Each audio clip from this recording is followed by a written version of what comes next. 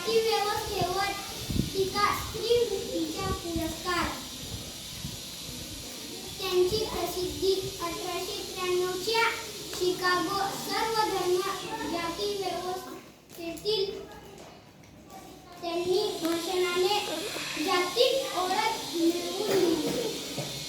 त्यांचे प्रमुख विचार आणि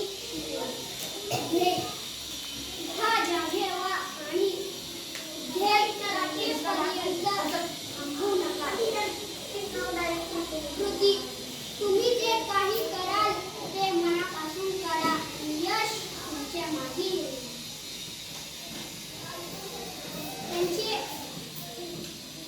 योग हे वैज्ञानिक तर्कसंगत